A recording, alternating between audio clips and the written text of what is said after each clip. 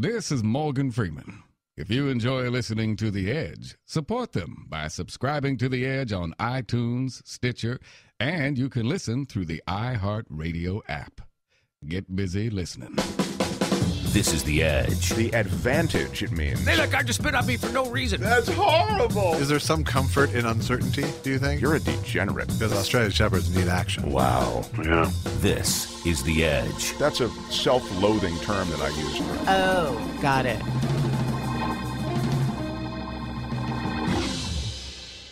Edge-show.com. Hi, this is Mark Thompson. Thank you for joining us. Welcome to this episode of The Edge. Diane Ladd, the Oscar-nominated actress, joins in a free-form conversation, talks about her life in the theater, in film, and in television. She has a new TV project that she'll talk to us about. We begin the show with some talk of politics and some other stuff as well with our Fast 15, Michael Shure. All the ways you support this show, we so appreciate it. Those of you who've left us contributions on PayPal, it just helps keep the lights on. We make no money on this show, I should say. It's just a way to help sustain us. Your positive reviews, your subscriptions, and shopping through Amazon on the click-through on our website, edge-show.com. Just many of the ways that you help support this show. Thanks for being here. Diane Ladd joins us. But first to Fast 15 with Michael Shure. Sunshine in my pocket, got that good song in my feet, feel that hot blood in my body when it drops. The Fast 15, politics and more with Michael Shure, everybody. Thank you. On. Thanks again. You know, Mark, everybody looks at me and the first thing they think is, God, that guy must be fast. You can't take it literally. It's just a quick look at some stuff with you. Right. And that guy oughta fast, they say sometimes. You are, as I've said before, someone who's forgotten more about politics than most of us will ever know. We'll get into politics in a second. But in the Fast 15, we like to do some other stuff, too, once in a while, just digressions of one sort or another. I was reading a piece today that was talking about the fact that, you know how these cards have these reward programs, like credit cards for miles and, hotels and that kind of thing? Yeah. That the elite cards, there's like a whole battle going on in the top card. Used to be American Express Black, I guess, was the thing. But now all the different banks are coming up with different elite cards. That anybody can get? Because American Express Black, you had to be invited. Right. And here you have to have minimum spending usually in most of these elite. I don't know if, I think you can apply for most of these. Can you apply for the American Express Black card? I don't think so. I think you still have to be invited. Yeah. So they're never going to top that.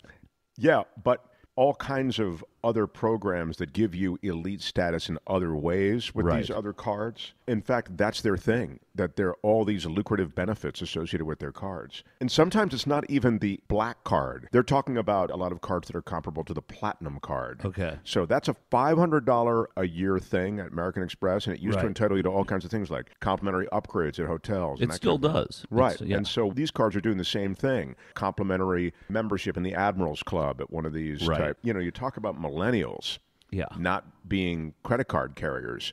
But I guess the millennials have got a couple of bucks. They're all about these elite programs. Is that right? I know. I'm kind of a mileage whore, so I love miles. I just love everything. And last year, as a matter of fact, I was, for the very first time, because I traveled a lot covering the election, I was very, very close to what is called executive platinum at American Airlines, which is as high as an average person can get. There's something else that you can be invited to, or if you are the president of a company that spends X amount of money, you're a concierge key. But I was close, so I flew from L.A. to Hawaii for the day on what was called a mileage run. I went down there. I went to the Pearl Harbor Museum. I had dinner on the beach in Waikiki. I took a cab back to the airport, and I flew home, all in the same day. Now that was just to put you over the line and to give now you status. And what it does, what it gives you, is it gives you these what are called system-wide upgrades. So if I am flying to Hong Kong on Cathay Pacific, I book it through American Airlines. If there is a first-class ticket for sale, I buy the coach seat, and I use my system-wide upgrade. There's no extra. They just upgrade you like that, which is why people do this. I've sat next to people on mileage runs, a USC student going from L.A. to Dallas to Atlanta to Hong Kong and back in a weekend. Spent no time in Hong Kong just to get the miles. He's a USC student. What is he doing with it? But he gets tickets for his parents. They offer in some of these programs 100,000 miles as an incentive to get people to come to the card. At one point, that was viewed as such a significant incentive that there was a glut of people who wanted the card, and they had to cut it off. It's too great an They do incentive. that. They cut it off. And if you follow some of these people on Twitter, there's a guy called the Points Guy. Right. He's quoted in this Is article. the Points Guy in this? Yeah. And I got another guy called Ben Schlapping.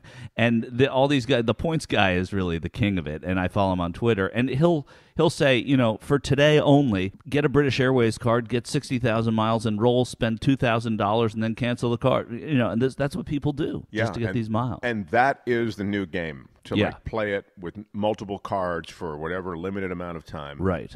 So let's play a little bit of... I like this. This is a game. So let's play What Do You Know About a Credit Card?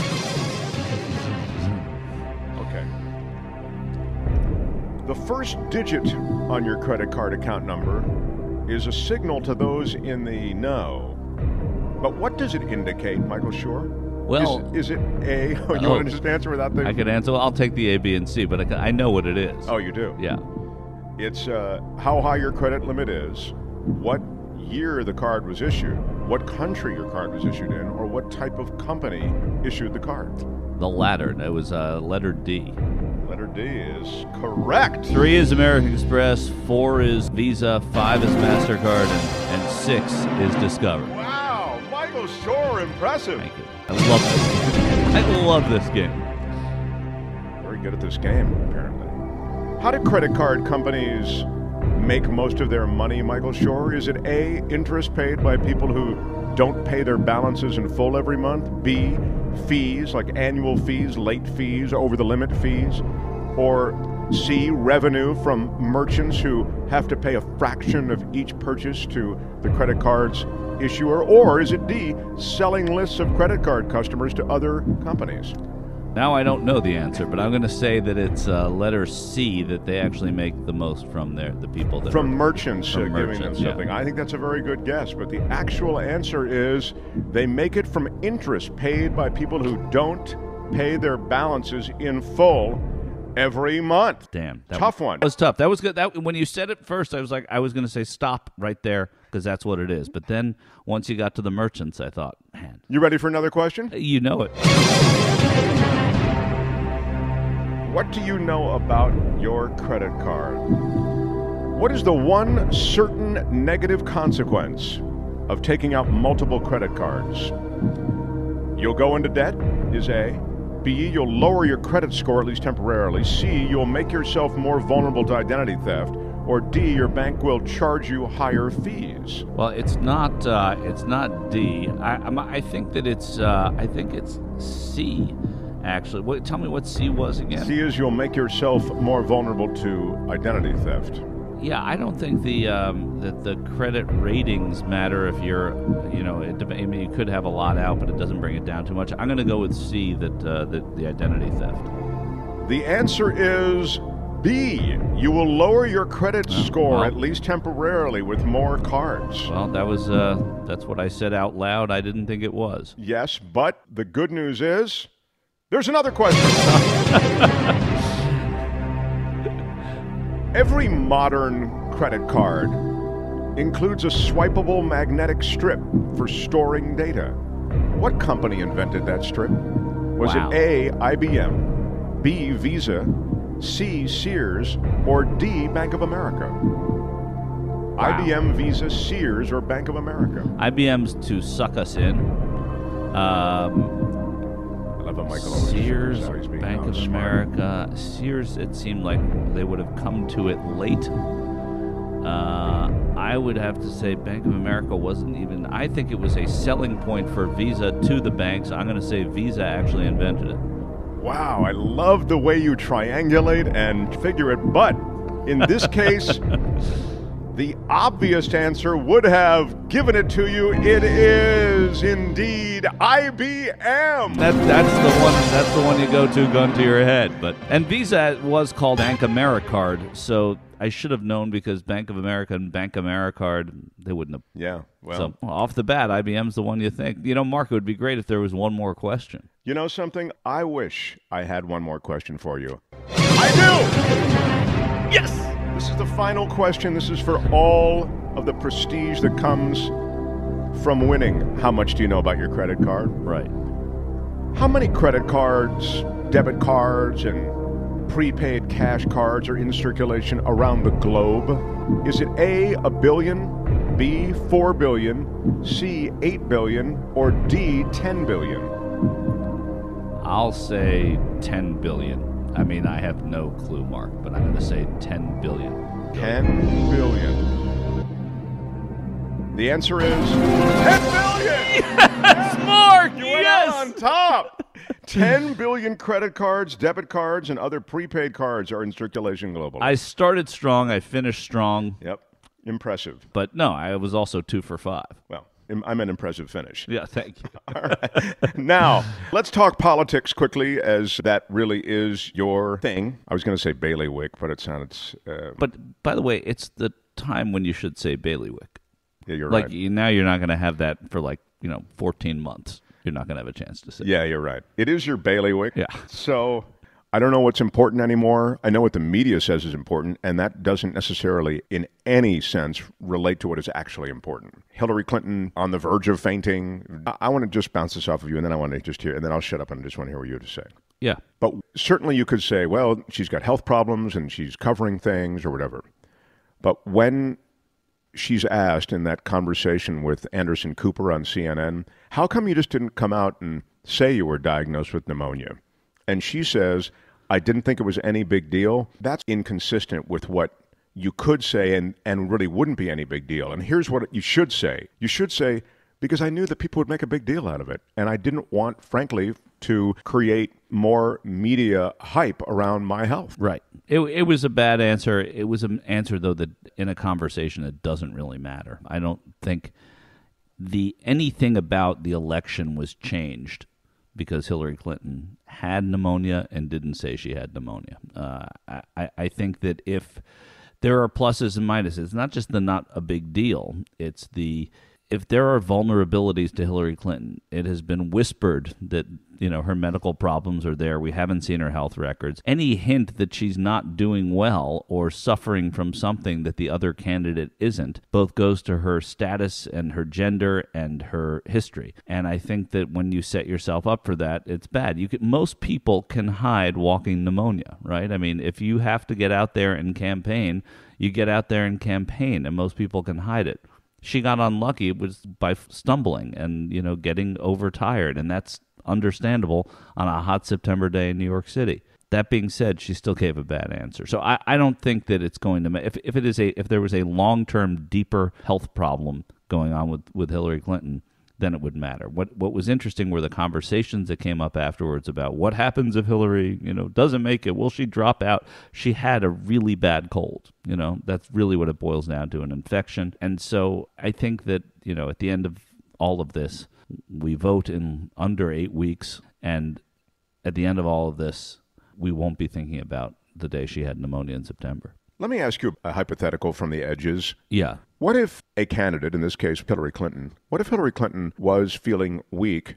It's just a fact that sometimes pneumonia takes longer to get over. She's not bouncing back quite as quickly as she wanted to. And they say it could affect her till the end of October. What would happen if she literally didn't do any campaigning for 6 weeks? Probably, well, it's hard to say. Like, you didn't see her for 6 weeks? Let's take both scenarios. Okay, and if she didn't do any campaigning, probably very little. I mean, if she was out there doing some fundraising, maybe appearing at the debates, could she go to the debates in your scenario? She misses the debates, it's a disaster. If she's just less of a present candidate, then probably nothing is going to unbend what this election is now. So if she was really battered by some sort of health issue, the best advice to Hillary Clinton would be, hey, get healthy and just make sure you make that debate. And lay low, make that debate if she was really battered by it. She's going to make an appearance this week. She's going to do other things. Apparently she's back at it.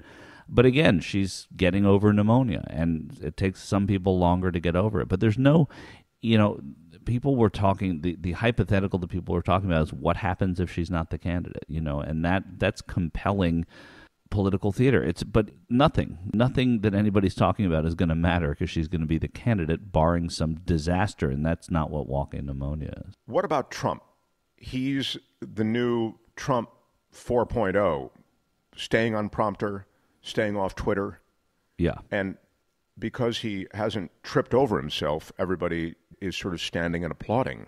To a degree, yeah. I mean, I think that there's going to be, listen, the polls tightened. I think they're going to widen a little bit. I think that Hillary Clinton will not be hurt by any of the weird things that happened this week. Why are you so confident of that? I'm Especially confident since of the that polls because have drifted a little bit. They have drifted. I mean, we've talked about that before. They've tightened, and that's legitimate tightening. And you look at the Senate races, and right now those are really, really tight. And you looked at the Maine poll today, and Hillary Clinton's only up 3 in the state of Maine right now, according to that poll. It's a poll that was taken by the Boston Globe for the first time polling in Maine.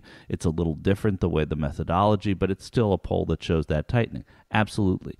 I feel that way because I think there's an ebb and a flow to these things, and I think that right now she's coming out of the ebb, and I don't think that anyone is going to hold against her in tracking polling the fact that she was sick. I just don't think that's going to happen. I also didn't, and this is my hunch, the deplorables line that she used that was so, that I think Donald Trump made a good choice in picking up on rather than the pneumonia. I don't think a lot of people relate to the deplorables line because I think a lot of people think that there are a lot of deplorable people supporting Donald Trump, and I think the Trump people will be excited about it and the Clinton people won't care about it. The 47% was different when Romney said it because he was saying there are two Americas. She's saying there are two types of Trump supporters, Republicans and deplorable people. And all the deplorable people are over there. And that's a little different than this. So I don't think that's going to have the kind of effect. It's funny. Here in Los Angeles on the radio show, I defended the comment, not because I thought it was a defensible comment from the standpoint of politics. I thought it was a bad thing to say. Right. It was clearly a gaffe. But what I was trying to say, also, I think I like to be a little bit of a contrarian in this very red world that I operate in. Certainly. Yeah. I was trying to make the point that she was appealing. First of all, we don't hear the whole quote. It's amazing. Right. The media does such a poor job. But the whole quote was just what you've said. What you've just heard Michael Shure say is, hey, we want you, the half that doesn't hate just for race or religion or whatever. We want you to come with us. Right. There's something here for you. But I'll tell you, the people who are Trump supporters, they felt wounded, insulted, and offended by her remarks, and they let me know about it. No, I'm sure. But what I mean is it's not going to sway anybody. There's not an independent that's going to say, first of all, you could look at it the opposite way, and I thought this was fascinating, is that, if you're an independent voter, do you really want to go with the deplorables? I mean, whether or not they're defending themselves, honestly, you don't want to vote with someone who's identified with the deplorables. I just don't see it resonating that much. But I think, I understand what these Trump supporters are saying. If I was a Trump supporter, I'd be pissed off about it because it aligns me with them. If I was a reasonable person who didn't like Hillary Clinton and thinks that I want judges to be named by a Republican president, damn right, I would be pissed off about that. But I still wouldn't like being grouped in with the deplorables. So I'd be upset about that for that reason as well. The other reason I think Clinton's going to have a better couple of weeks is the president's now getting on his horse and getting out there, and so is Michelle Obama, and that's going to make a difference. The president, as we finish, was just out for the first day today in Pennsylvania. Yeah. Incredibly good. Oh, yeah. He's really good at this.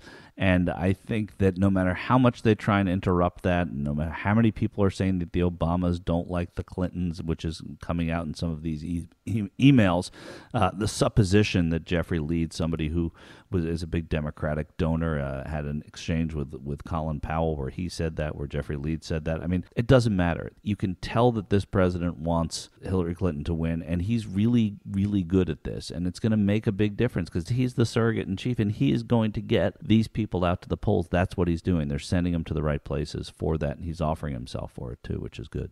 Michael Shure, thank you. The Fast 15. Michael Shure, everybody. Thank you very much. All hey, right. 1501, 1502. Thanks for the applause, extending the Fast 15. This is The Edge. Excited to have Diane Ladd with us today. You're a big-time actress, if I can say that. Look, you're an Academy Award-nominated actress. You won a BAFTA award there in England. You've covered decades as a leading actress in some of the biggest and most memorable films that we have to offer as a creative community in Hollywood. And it's really an honor to have you here today. It's my privilege and pleasure to be here, Mark. You've been in the theater and in show business and film for a long time. Almost 50 years. Long time. I did my first play off Broadway going on 17 for Tennessee Williams. It was called Orpheus Descending. Now, you're related to Tennessee Williams. He's a cousin of mine. He didn't get me the play. I got him a hit. I actually was a Copa girl in New York studying acting and dancing at the Copa. They auditioned 500 girls every 3 months. And I really was lucky enough to be chosen. I was a good dancer. And who was in the Copa Club? Give us a sense of that pastiche of time. Carol Baker was one of them. Lucille Ball. There were so many, that were great actresses and entertainers that were Copa girls. It was a very special gig, as they call it. And I also did stand-up comedy and sang with a band. I sang in New Orleans when I was 16 with Dixie Howdy Hojo and his Dixieland band. I'm from Mississippi originally. My father was a veterinarian.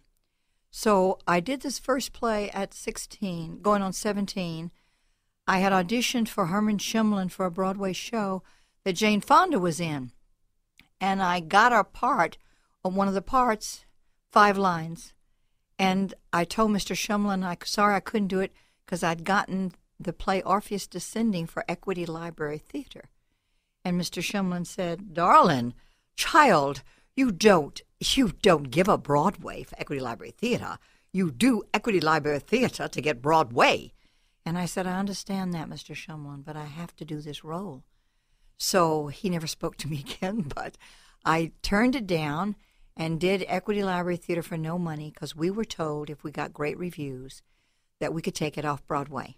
Well, that's a gutsy thing to do, though, as a kid, to push back like that. Who was advising you? Nobody, God. Wow. Not nobody, but right. You do have to kind of passion and believe in oneself. It hasn't been chipped at so much, really. So I did the play. We were all excited, and no reviewers came. We were in shock. So I called up the New York Times and said, "Where are you?" And they said, "Oh, honey, we don't review Equity Library Theater." And I started to cry. I said, "Well, wait, my daddy's ill in Mississippi. I have no money. I had a sandwich for breakfast this morning. All I have is these reviews. If I don't have them, I have nothing. You have to come review us." He said, "But we review legitimate theater." I said, "But I'm a legitimate actress. What does it matter where I'm acting if I do a play and the work is good?" So the cut to, they came and reviewed us. They came after that, telephone plea? On the strength of that monologue. They did. That's right. So they came and they kept reviewing Equity Library Theater until the end of the 90s when there was a depression of sorts, and that's when they stopped. But then Tom said, I got to Tom and said, "I'm your cousin. You got to see this play." And he made us put it on in the living room, of the director's living room. And the thing is, he said to me, "How do you like my play, Diane?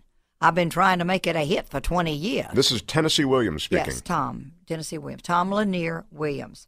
And my name originally is Rose Diane Lanier, or French Lanier, or Ladner, either way you want to call it. And Hollywood took my near away. So everybody thinks I'm Alan Ladd's daughter. They're a fabulous family. I love them all. I'm not related. But anyway, Tom said, "How you like my play?" And I said, "I love your play." Again, the naivete and passion and innocence of a 17-year-old mind. I said, "I love your play, Tom, but I don't like your ending." He said, "You don't like my ending?" I said, "No." He said, "Well, why don't you rewrite it?"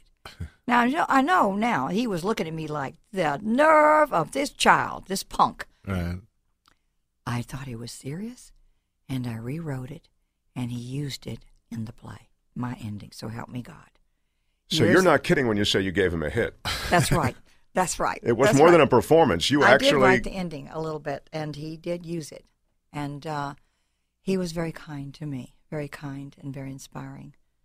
Was he a big presence in your life before that at all? No, not at all. Didn't know him. No, just knew he was my cousin. He was off doing his thing, being famous, and he shared a lot of things with me. Nobody has it easy in this world. We all have our path, and we all have our test, and my motto is kick a little dirt and get out there and do it, and if it's meant for you, sooner or later it will happen. But you have to, as I said, kick a little dirt. Tom was tested many times. He shared that, and his life was not easy. There, for the grace of God, we could have been without this great playwright, but for the hand of God that saved him, actually. You've been in so many different things, and now I'm getting the sense, just in spending just a few moments with you, that you're kind of you stir the pot when it needs to be stirred. Like you're not like a move along, get along kind of person. Both. I'm a move along, get along kind of person because sometimes that's what you have to be, Mark. Sure. But I do try to stir the pot if there's something I believe in. I fight for justice. I believe in justice and fair play, And I wrote a book, a health book, My Hobby's Health. They kind of refer to me as a medical advisor, believe it or not.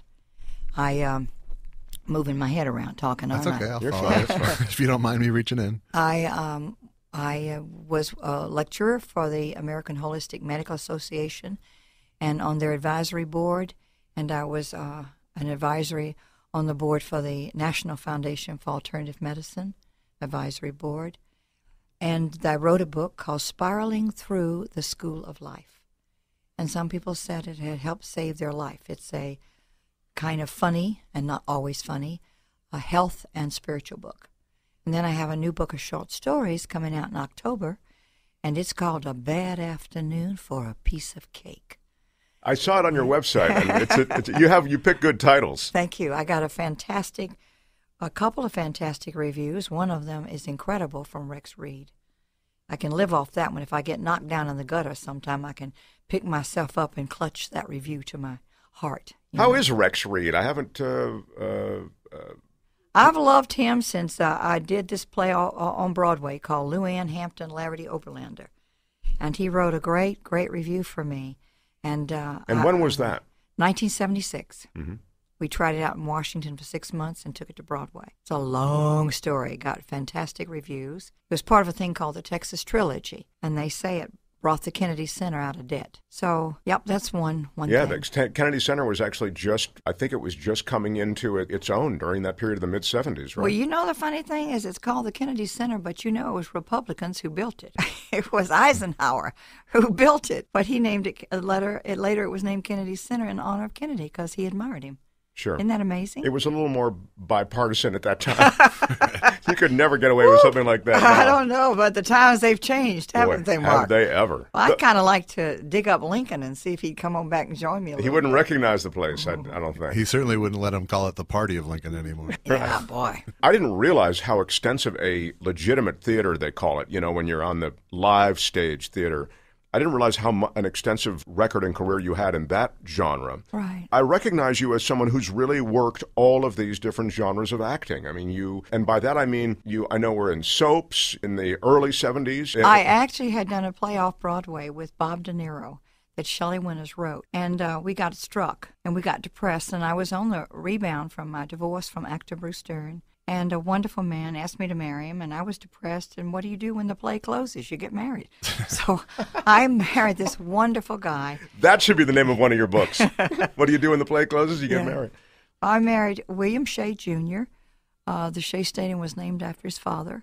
The marriage only lasted a year or two, but we've remained friends to this day. We both were divorced newly and said, I love you, and wanted to believe it because we both wanted to have a family together. But I'm still friends with him. But I wanted Where did you meet him? I met him in New York while I was doing the play. A friend of mine introduced me, yeah. But when the play closed, I wanted to be a good wife. I was trying to get guilt that maybe it was my fault the marriage hadn't lasted because I was acting. None of that's true. But at the time, so I took a soap opera. And the soap opera was Secret Storm. Now, did you know that the Secret Storm soap opera, what the real title of it was, until they realized who their sponsors were? It was called The Storm Within, brought to you by X-Lax. That is a true story, so help me. And one day the producer said, what are we doing? They can't do that.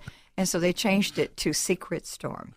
And I got to rewrite part of the script, like 25 pages every morning, and then do it. So this really helped my life, and I got a following of 35 million people that stayed true to me through all the work I did. Unbelievable. So God was good. And people look down at soaps in a way they shouldn't. First of all, the acting on them is remarkable often because the scripts are not always that great. And they have to turn them into something good, and they rewrite it every morning, and you got to learn fast. And you get one take. That's right. That's unless it. You reach that audience. Yeah, and your audience loves you. Yeah.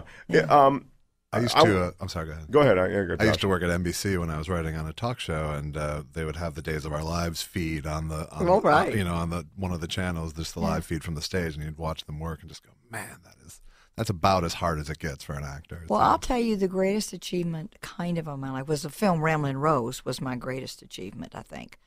And that's a film I'll deviate and retrieve. My daughter Laura Dern and I made history as the only mother and daughter in tandem to both be nominated for Oscars for the same movie in the same year. We did another picture, Wild at Heart, that was a good nomination. Different tone. Yeah, but I got an Oscar nomination for that one too. And but Ramblin' Rose, Princess Diana chose that as her favorite movie, and she flew us to London.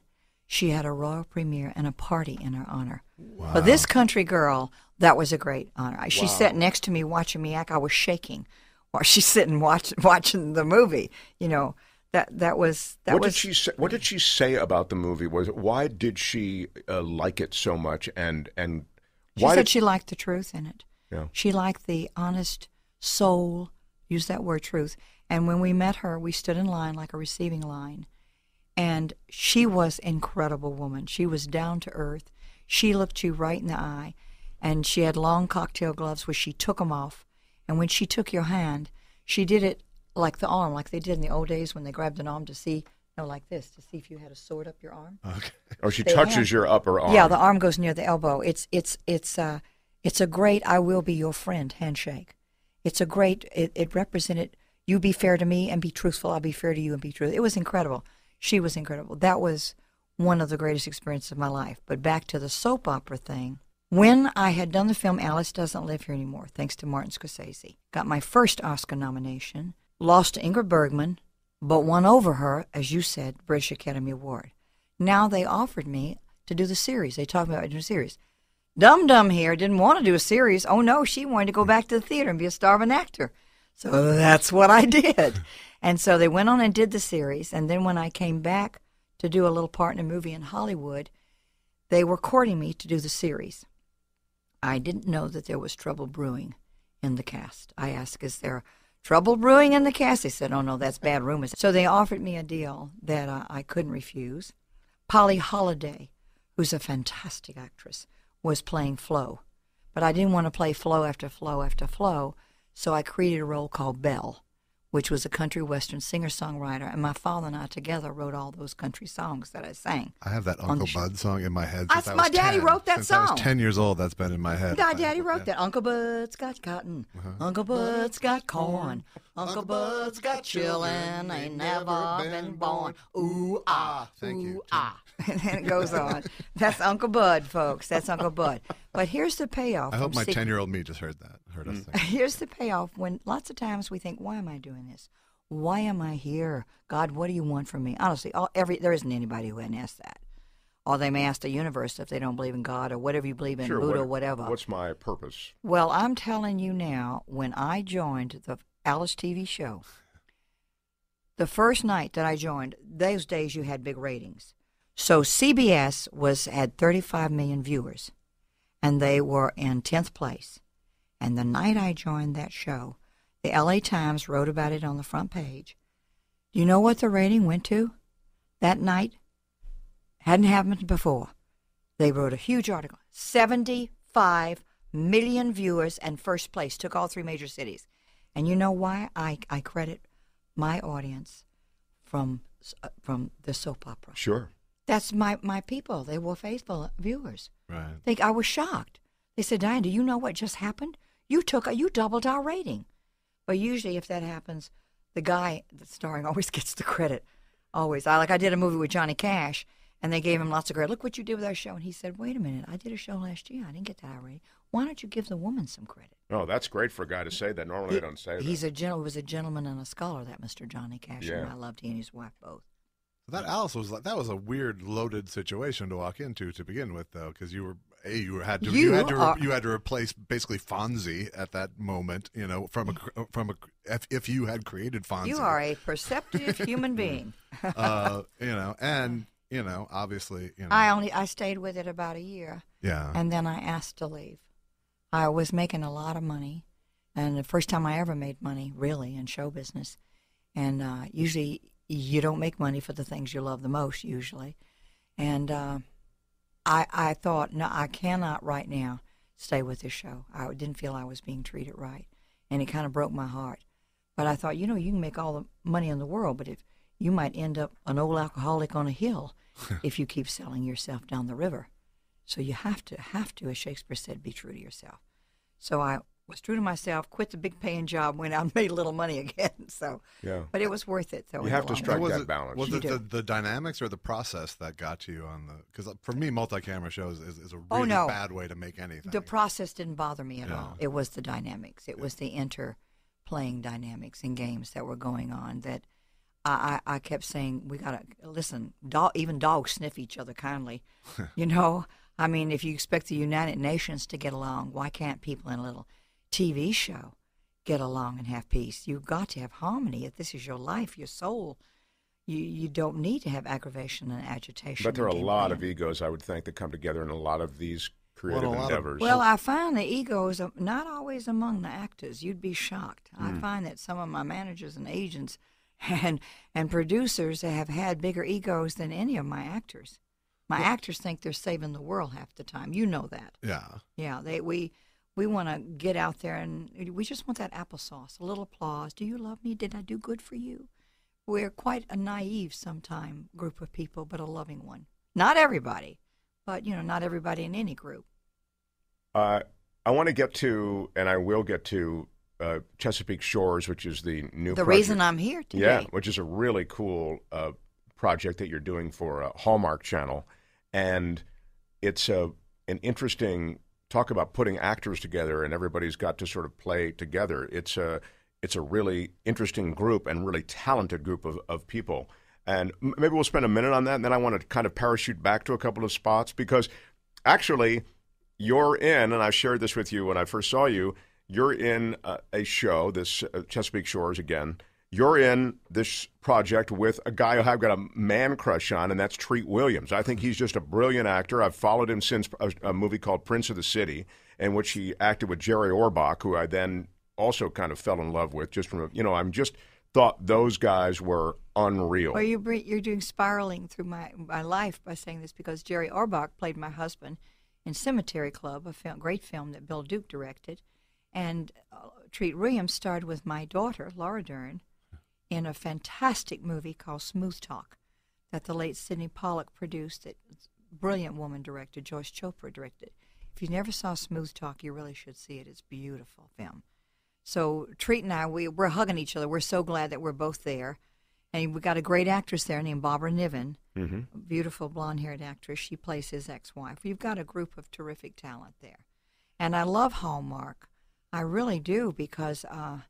there are a lot of women out there my age. I'm 72 going on 73. You'll find me older, you'll find me younger, you'll find out, but that's it. You'll find me there. And women my age out there in the boondocks, the biggest moneymaker is the country western record because they'll spend $12.95 to $19.95 for one song that they can identify with. Well, they do not necessarily want to see somebody raped and murdered and killed. They want to remember their life yesteryear. What did they get out of it? What mistakes? What can they rectify? What can they do today in the present? And how can they utilize their life for tomorrow? So they need some good entertainment like this. We used to have it with Betty Davis movies and Claudette Colbert and Greer Garson and the Lucille Ball Show. What happened to our world, But this is a very contemporary story in that you have... It's Hallmark. Right. They're giving it to us. A single woman who's... having to deal with her ex and custody issues, and she's a workaholic, and I mean, you have a lot of things coming together, and then her extended family. I mean, there's all these things all these questions that go unanswered, and it's quite. I think it's quite an interesting. So sure, there are no dead bodies in episode 1, but right. Wow, there are some real emotional things going on there. Well, that's life. Nobody gets away scot-free. Nobody. And the reason I joined the show is for the reasons I just explained. But also the grandmother, Nell O'Brien, is from Ireland. So she has a different background. She has a sturdy, pioneer, stand up and be responsible, do what you've got to do, fulfill it, see it through attitude, which I think we all need today. I think our country is in trouble. I think politics, show business, and medicine, the systems are broken, and we have to fight together to heal them. And so all I can do to help my country is use whatever talent the universe has given me, writing, acting, or directing. And this gave me an opportunity to reach those women out there that I feel are alone. And I don't think that our mechanized world has brought us closer together. Guys, I think it separates us more often than not, one from the other. Do we take time to sit around the piano and sing? Are we taking time? My big thing is, can we take time to hug each other? Can we just all, while we're alive, take a breath and kindly, forget any sexual innuendo. Can we just, with light and love, give each other, human beings, a hug while we're safe and we can? That's it. And that's what I do in my acting. I try to give you a hug. So this woman, Nell O'Brien. Yeah, you speak with that Irish she's the lilt matriarch, or whatever they call that. And they told me she's the heart and soul of this family. She has to hold them together. I'm not in 7 and 8. I had a conflict. But I'm looking forward to, the writer is fantastic. John Tinker. His daddy was the Grant Tinker that did Mary Tyler Moore. And John is a genius. And he's kind, and he's efficient, and he's fast, and he's loving. And so he's talked to me about, they're going to pick up the show, I'm sure, the following season, what he wants to write for me as the mother. And it's fabulous. The women out there my age are going to love it. They're going to love it. Well, they have strong women in this show. I mean, a lot of the stuff goes on here. I think all the characters feel... The men are strong, too. Yeah, I was going to say, all the characters feel fairly strong, but my point is the women are not the retiring sorts. I mean, they all are holding their own in situations, and even the kids... And they're two little girls who have to... They're cute. Oh, my God. It was my idea to help them build a little fairy garden. They are so and it cute. was so successful that I came home to my own home and built a beautiful fairy garden in my backyard because I have 10 grandchildren. I have 2 step-grandchildren and 8, 2 by Laura Dern and 6 on my husband's side. And then I have kids that call us a nana and granddad. So I buy for 14 kids at Christmas minimum. Wow. So now I got a huge fairy garden. But the reason that you mentioned Johnny Cash, that's what made me think of the story here. It so turns out that the man who produced a movie, a wonderful movie that I did with Johnny Cash and his wife June, was called Thaddeus, Rose, and Eddie for CBS. And that's Dan Paulson. And Dan produced this series. So when I already had a love for Dan, and I already liked Bill Abbott and Michelle, and I thought, wow, this is coming together here. So why don't I go be a part of this energy and let my gift from the universe contribute to Hallmark's family? It was a privilege and a pleasure for me to think about that. You, I believe, in addition to all the different firsts, you suggest, as you said, you had the nomination. You and Laura Dern together nominated for the same project. First time in Oscar history that had ever happened. I also think that you, and correct me if I'm wrong, I think that all of you in your family, that is to say your ex-husband Bruce Dern, Laura Dern, you all have stars on the Hollywood Walk of Fame. We do. They put us together. And we all got our star the same day. They're together. It's at Hollywood and Vine. It's right on Hollywood Boulevard and right across from the theater, right off Vine. That's the primo location. What was that like to not only get the star, but to get it with your family members? It was fabulous. It was a fabulous experience. I also made history one other time. I'm the first woman in history to direct her ex-husband in a film. So I've said, ladies, if you want revenge, direct your ex-husband. But I'm only kidding. I chose Bruce because he's a great drama actor and a great comedian actor. Yeah, absolutely. And he did a wonderful film for me called Mrs. Monk. It actually was Shelley Winter's last performance of her life. And the beautiful Kelly Preston, married to John Travolta, she played me younger. I hired myself because I could hire myself cheaper, so to star in it.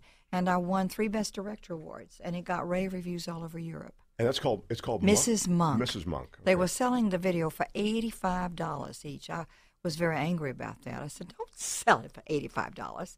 But yeah, that'll cut down on viewership. It did. It did. I was more interested in viewership. Sure, the actress is, right? Well, you want to get your work out there, of course. It's a black comedy called Mrs. Monk, and it got great reviews.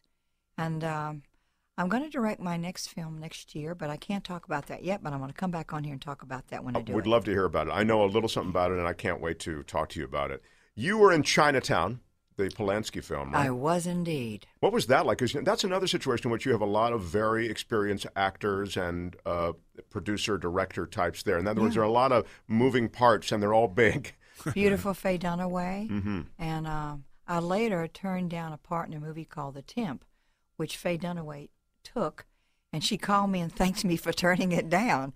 But I played a woman pretending to be Faye Dunaway and hiring a detective, hiring Jack Nicholson as the detective. And it was quite an incredible experience working with that director. Polanski. Yes, sirree, Bob. He was a great director. He's a great director.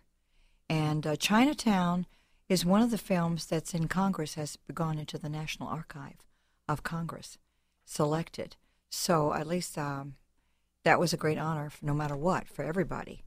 And doing the film, there was one little scene where he had me lying on the floor dead. And in the script, it had said that ants would be crawling over my head. And I said to my agent, ants don't crawl on me. Ants don't crawl on me. They have to make a head of my face. And he said, oh, Diane, they would never do that. I said, how do you know what they do? So he said, I promise you they won't. And I got there to do the filming. And as I lay down, and the scary thing was that he put my body in a this is after his wife had been murdered, he placed my body in a very horrible position. And everybody there watching knew that was what you have to do as an artist. You have to re-imitate life. If you don't. Horrible position, meaning that's the way your body would be in yes, death. That's right. And everybody was like, the silence, you could drop a pin. But anyway, a guy stepped over me and went to a shelf nearby, and I looked back up and saw him take out a big glass jar full of big old ants. Yeah, you know where this is going, right? Well, I thought, oh, well, I said, Roman? He said, yours? I said, Roman, are you going to have ants around my head? And he said, why are you scared of ants? And I said, I'm scared of bugs. Every woman's scared of bugs. He said, cut the ants. No ants near Diane. No ants. So I'm laying there and I thought, maybe he's lying to me. He's going to have my eyes closed and he's going to let those ants out and they're going to be crawling around. I'm not going to know. One could get in my ear. I said, Roman? He said, yes. I said, could I have some cotton, please? He didn't ask why. He said, cotton for Miss Ladd. Cotton for Miss Ladd. Cotton for Miss Ladd. Cotton for Miss Ladd. A few minutes later it was, cotton for Miss Ladd. Cotton for Miss Ladd. Cotton for Miss Ladd. Cotton for Miss Ladd. And he says, here, Diane, is your cotton. And I took the cotton and I put it in my ear. He didn't ask me why. We do the scene. And at the end of the day, I said, Roman, do you know why I asked for the cotton? He said, of course I do. I'm a great director. I said, why do you think I asked for the cotton? He said, because you were a method actress and you didn't want to hear anything. You wanted to feel silence like you were dead. I said, oh, my God, you're so wise. You're absolutely correct, Robin. And I let it go. You didn't want those ants because in directors are liars. That's why. Well, so not all of them. No. I've had some great directors. You've worked with some amazing directors and like 3 generations of great directors. Is there a difference between what a great director in 1974 does on a film set not versus any more than a great 2016? actor, a great painter, a great writer? If somebody has greatness in them, like the universe gives them, I think that if they work at it and they're allowed to use it, the cream will come to the top, and you will see that and taste that cream. So the style of directing today is not different than it was in the 70s, let's say? Not really, not if somebody's great. I mean, you had Kazan. I knew Kazan, and I'm a member of the Actors Studio. And you have Kazan, you have Scorsese, you have Lynch, you have David Russell. Now, each one of those men are totally different, different. Do you, as an actress now, do you want something different as an actress, 40-some years into your career than you did at the beginning of your film career? I want to be left alone unless they can help me make it better. If I'm cooking a pie, I want them to give me the chance to show them how I'm baking it. Right. And that's what a good director does. That's what anybody does. That's what you do with a child. You don't start telling the child how to paint till you see what they're going to do. If you do that, you're going to cut the bud of talent right there and stop their creativity. Right. And that's what a great director does. I had a scene with David Lynch where I'm supposed to curl up in bed and suck my thumb and have a baby doll next to me that I'm holding. And I said, David, I don't really want to do that. He said, what do you want to do? I said, I want to leave the baby doll down in the bed, and I want to stand up in a Carole Lombard white satin dress with nothing underneath, and I want to hold a martini in my hand and a phone in the other, and I want to sway to music while I'm talking on the phone. He says, you got it. Now, David Lynch is like a marriage. He felt the scene when I was telling it to him, and he let me try, and it said everything that he and I wanted in that scene in a different way. And it was just wonderful for a director. And there were some scenes like he or Marty Scorsese will let you do your scene, and they say their way, and they say, now I'm going to let you do one for your way. Whatever you want to do. Say whatever you want to say. Ad lib. Do it. And they'll just let you go for broke. And it's just wonderful that you're both creating and painting a picture together. That's interesting that they both give you that freedom in sort of the same way. Right. When you were working on Joy, was it with David or David Russell will do that too, at different times. He's a very different director. The only thing David does is that I was in the middle of a scene, and all of a sudden I felt something different, and I turned, and he's standing there right there beside me, watching like this, what I'm doing. I thought, well, what are you doing here? I said. That's my David. I love that man to bits. I can't help but love that man to bits. That's funny. He's a genius. They're all geniuses of some sort or another, you know. I was thinking about this, knowing that you were coming in, and your daughter is so terrific as an actress as well. Thank you so much. And I'm wondering She's a great human being, too. I got to say, I'm prejudiced. That comes through, too. Yeah, I know some of the work that she does, I would agree. But I'm wondering about wanting to dissuade her from the industry or help her in the industry. In other words, as you saw her wanting to, and she participated from a very young age in I let Hollywood. her come on the Secret Storm show when she was 5. I wanted her to just know where her mother was when she was at work. I think it's important for children to taste that part of their parents' life if they can. So I wanted her to taste it. And so I put her in a little scene with me.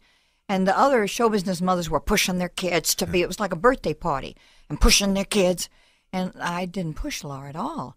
And then Laura said, Mother, I'm in the third scene, so I'll be over there out of your way. Whenever you need me, call me. She was 5 years old. Yeah, I'll be having a cigarette, Mom. Yeah, that's right. She was 5 years old. And no, I did not want her to be an actress. Originally, I did not. I tried to dissuade her.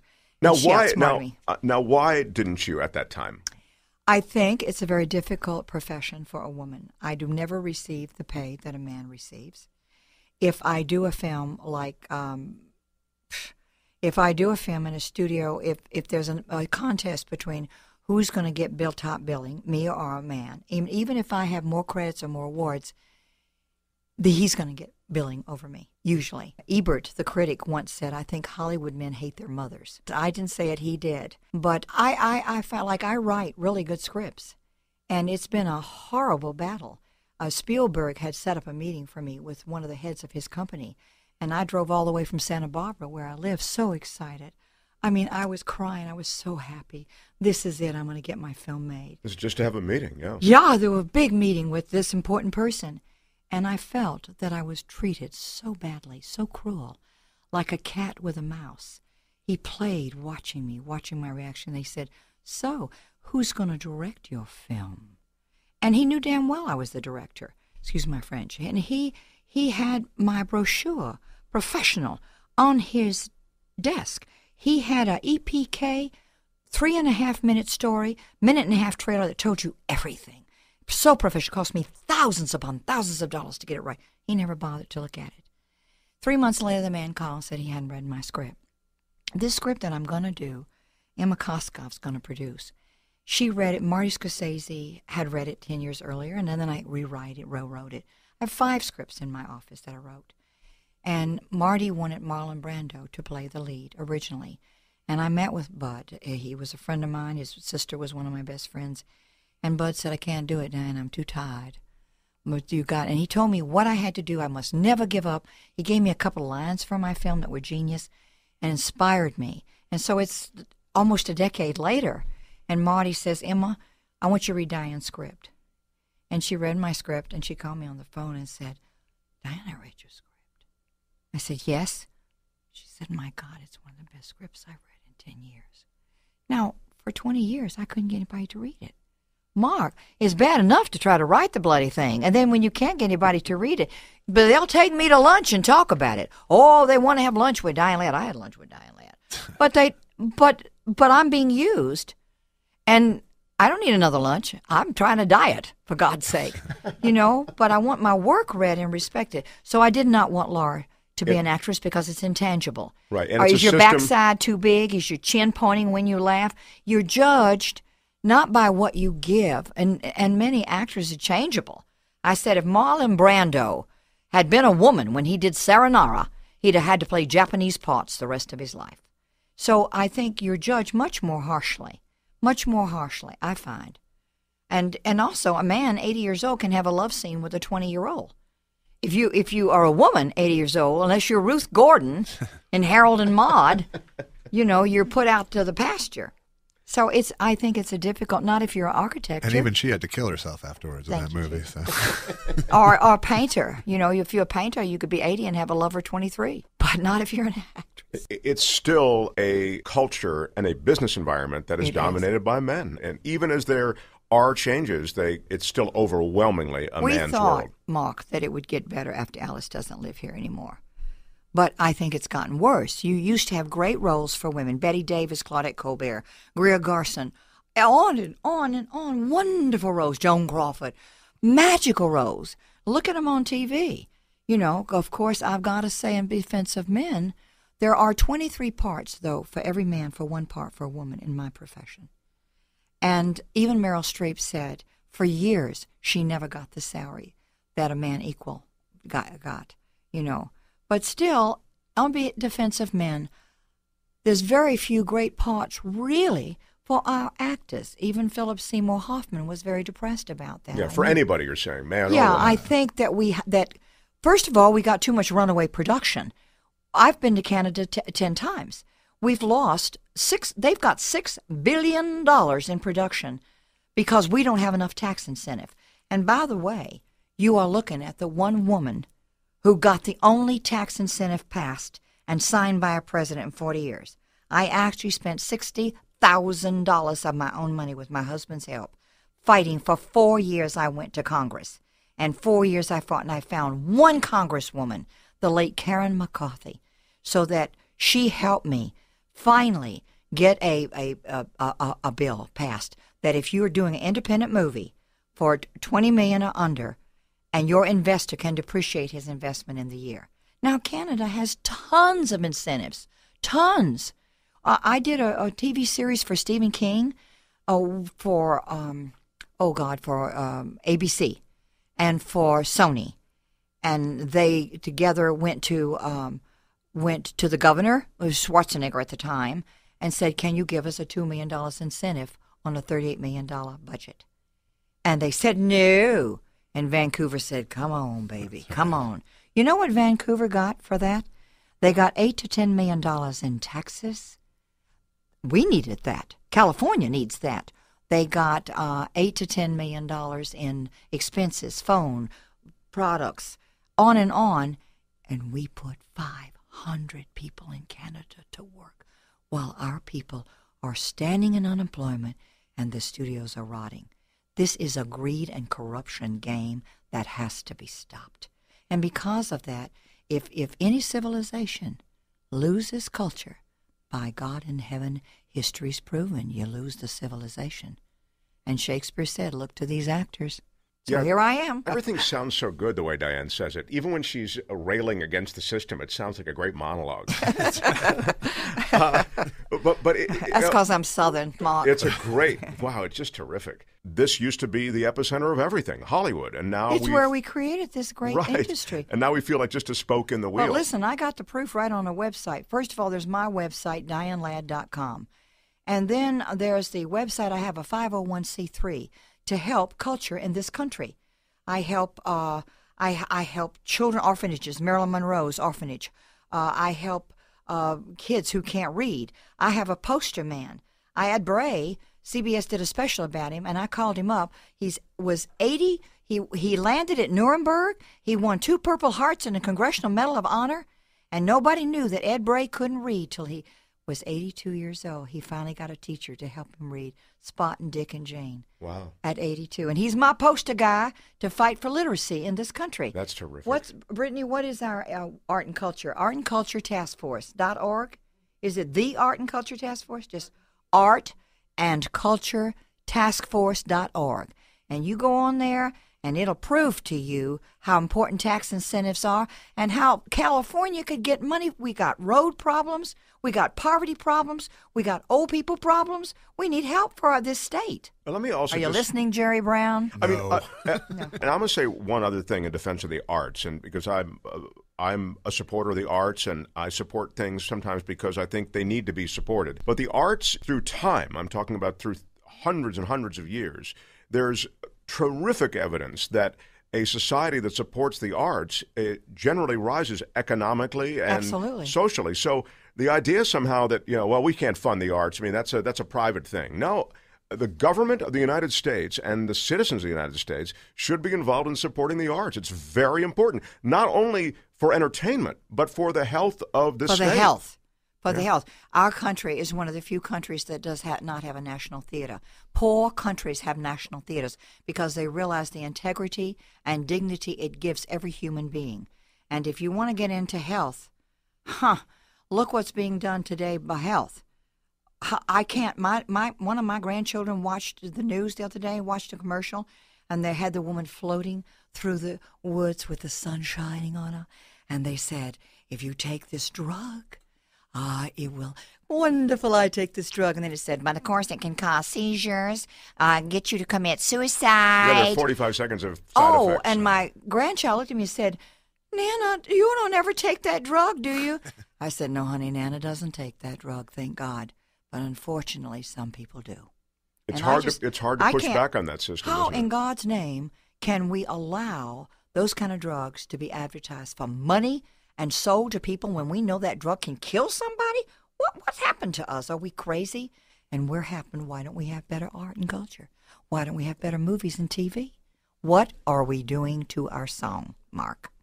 There is an art to making a commercial with that many side effects you have to list in it, though. There is an art to it, I must say.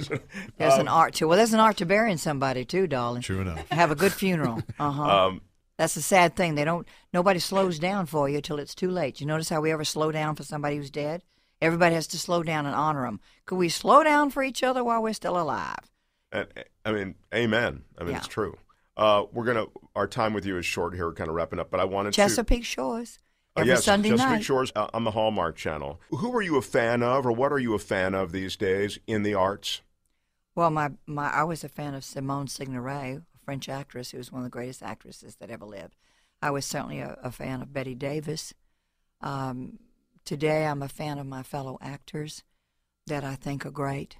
It seems as though it's like talking to a great musician who plays with other great musicians. All the bands you end up in are all terrific, and this is no exception. Yeah. This Hallmark Channel, you look, everybody's a great actor on the show. Yeah. I mean, it just, you guys harmonize so well together. Well, Grandma here is just going to take them and hug them and lead them along in Chesapeake Shores every Sunday night for you. No, I play an Irish lady. I have red hair, and I play Nell O'Brien. It's so weird to hear you speak with the Irish accent, and you speak with these verities. You know, she says these things that are kind of, as you say, she's a kind of a pioneer mind. Well, I just had my blood tested, that 23% thing they do, and they told me I have some Irish in me. I'm going to have to call up my mother in heaven and ask her, where did that Irish come from, Mother? Will you come back and visit us when you get the movie beginning to germinate to the point that you can talk about it? I will. I'm actually going to do a great part in a movie. This November, I'm going to have a part in a movie for the great director Todd Robinson, Last Full Measure, and it's a true story, and it's one of the best screenplays I have ever been privileged to read. I understand they have Mel Gibson in the film, and they have Al Pacino in the film, and I'm very honored to have this part. It was a cameo with 2 scenes. He asked to meet with me, so we met and had lunch. And we had such a great time talking. He went home and said, I want you to read the script he wrote to put 2 more scenes in the movie, and including a line I gave him. Wow. And I'm so excited because you know, to be part of anything that's classy today and brings truth to people, people gonna stand up and cry and scream when they see this film. The Last Full Measure. Todd Robinson's the director. I mean, again, it's a great band getting together to play some great music. I'm so privileged to be part of that one. Yeah, but I you deserve lucky. it. You know, you're part of it. I mean, I'm lucky to be part of this film, I promise you. This is a good one. This is like being let out the door to go have a taste of Chateaubriand and champagne. Josh, do you have anything before we excuse the witness? Josh? No, just thanks for being Josh here. is a great, talented man also in his own right. He is. We try to. I can tell this Did I man's just a ooze that? stand-up comedian, and he's a writer. So y'all are a good team, Mark. Documentary filmmaker. Y'all are a good team We here. have a good time. He's very good. But it's really, I mean, this is a high watermark for our show to have you Well, on, you're so very, thank you. very kind. Also, by the way, just so you know, these days I did guest star on a very fabulous Ray Donovan show. Oh, yeah, I saw I that have you're the on Ray dirtiest Donovan. line in history. I figured if I played an angel in Joy for David Russell, that I'd play a devil here with John Voight. I practically raped John Voight in a car. Not really, but kind of. But it's called Federal Boobies Investigation. Has that It's has that aired. episode been on? It has Yes, been on? it has. It was Okay. the 4th episode. Okay. But you can retrieve it. On Oh, yeah. No, Federal Boobies. that's one of the great ones, too. You know who's Ray Donovan, who has been on this show, is Elliot Gould. Oh, Elliot's a very dear friend of mine. Mm-hmm. He and Bruce Dern were in drama school together. Oh, I didn't know that. Yeah, they were. Can He you was- imagine the two of them together? Oh, my God. And that at a time when they're both like, you know, right? Well, How Yeah. old were they? Were they Yeah. 20-something back then? Or? Yeah, I just want to finish with you today, Mark, to say one thing. When I was a little girl, my father, veterinarian, traveled through 5 states. We were not rich. We were middle class. But my father was a great man. He wrote songs and sang, and he cared about people, and he helped farmers. He helped poor farmers all over the South. And when I traveled with him, I used to take so much stuff because I saw so many kids. Daddy said he wasn't going to take me anymore because I'm giving everything we had away. I'd hide stuff in my trunk for people because I saw kids, forget TV, they didn't have a radio. And I saw kids who didn't have shoes to put on their feet. I was 5, 6, 7, 8 years old. I saw Indians once cooking grass because they had nothing to eat. And I promised God, if he would help me be a great actress, I would help his people. And that's why I am an activist, and I do try to fight for justice and ask everybody, you don't have to fight, just be kind. Don't judge each other so harsh. We've all got a pain in our head sooner or later, so be kind to each other and love your children and protect them. That's all. So I just want to say that's my whole motivation. I consider myself in acting as a teacher. The screen is my blackboard or the stage, and I'm privileged to be a teacher. If you want more information, the website on the activist arm of artandculturetaskforce.org. And we love contributions to help humanity. Please come visit us again. My privilege, Thanks. and may God hold you in his hand and heart till we meet again. You and all your listeners, okay? Thank you, Josh. Thank you. Thank you, Mark. God bless. You're listening to The Edge. Join us on the web at edge-show.com.